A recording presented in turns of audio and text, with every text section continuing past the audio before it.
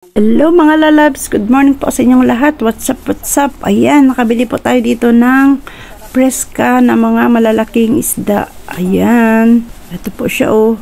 Trumpet po ang tawag sa kanya. Ayan, napakalaki po nila.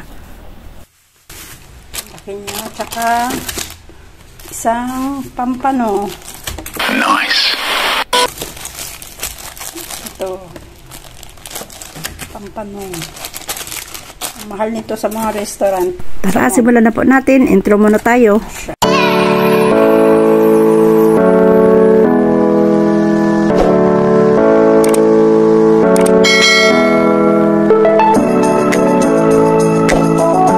Ayan mga lalabs, magluluto na naman po tayo ng isang special recipe na lalong magugustuhan po ninyo. Hindi lang puro prito, ibahin naman natin para maging iba at special ang ulam nyo. Sundan mo lang ang recipe sa baba para mapapawaw na naman ang pamilya mo sa bagong recipe na to. Tara, magsimula na tayo. Tanggalin po muna natin itong mga palikpik ng ating isda. Mas maganda po kasing lutuin yung isda natin na malinis na po siya at saka wala na po siya mga palikpik sa gilid kasi napakamatinik po ng kanyang mga palikpik. Kaya ayan, tatanggalin muna natin yan. Yan o. Hirap talaga kasi ang dulas pa naman ng isda. Pero okay lang, caring naman siya. Shoutout nga po pala sa aking team, Solid Love and Support, headed by Judy Tanaka. Thank you so much po. Sa aking mga teammates, Ate Jocelyn, Idol Joker at Sky25. Thank you so much po sa inyong lahat. Sa walang sawang suporta nyo po sa akin at sa ating team. Mag-comment ka nga sa baba kung taga saang lugar ka ngayon para malaman ko kung hanggang saang lugar aabot ang video na ito. Comment din po kayo sa baba kung ano pa ang dish ang gusto nyo lulutuin natin sa susunod. Continue, pero mag-iingat para hindi matusok ang kamay sa tinik. Oh my God! Wow!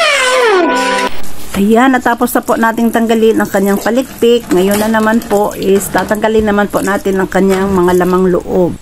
Tanggalan muna natin ito ng kanyang kaliskis. Ayan siya.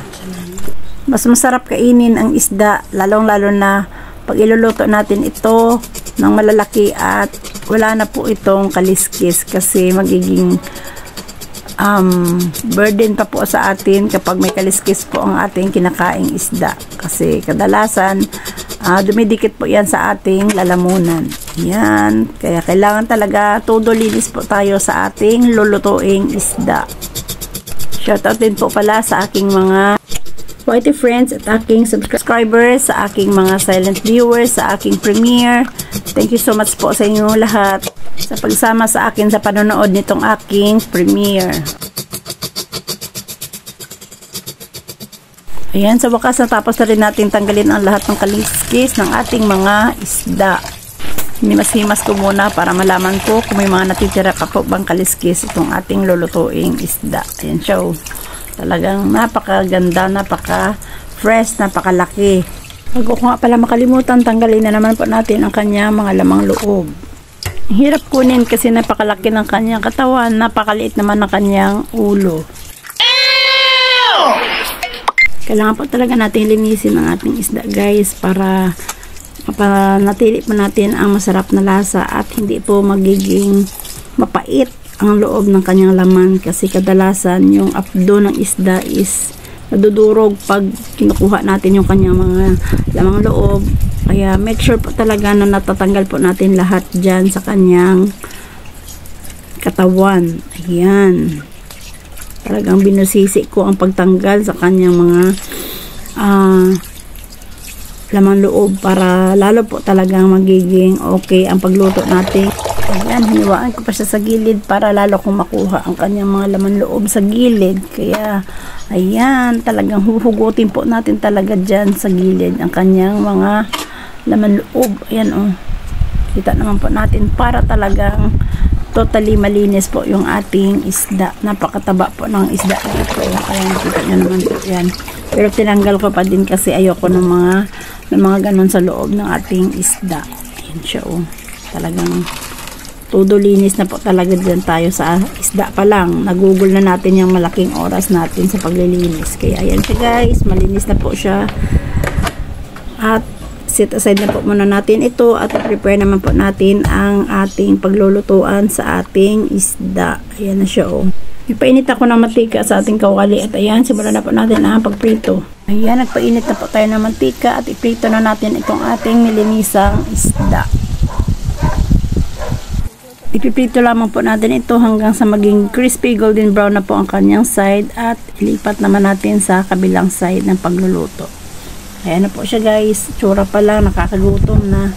Ayan, iset aside na po muna natin siya at simulan na natin ang pagsaute nitong ating mabangong luya at sibuyas. Ayan, hanggang sa maging aromatic na po sila. Add sliced carrots para lalong mas yummy.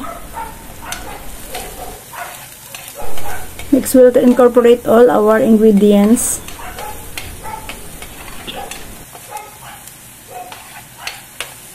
Continue stirring hanggang sa lumambot na yung ating sliced carrots. Dinipo natin itong ating pinumbay na sauce na tomato sauce, ketchup at konting vinegar. Ayan, tikman na po natin kung enough na po ba ang kanyang lasa. Ayan, okay na po at nag-additional po ako dito ng chili sauce para magkaroon po ng konting anghang itong ating lulutuing sweet and sour. Ayan, and then ilalagay na po natin yung ating piniritong isda at isimmer hanggang sa mawalkot po ang ating isda dyan. Ayan, inubus-busan ko na lang po siya para mas lalo pong mabilis maluto. Ayan siya. Let it simmer for around 5 minutes para maging okay na po ang kanyang texture. Add ang bell pepper, asin at paminta para sa final na timpla. And there you have it. Our sweet and sour crumpet is done and ready to serve. Yum, yum, yum. Thanks for watching everyone.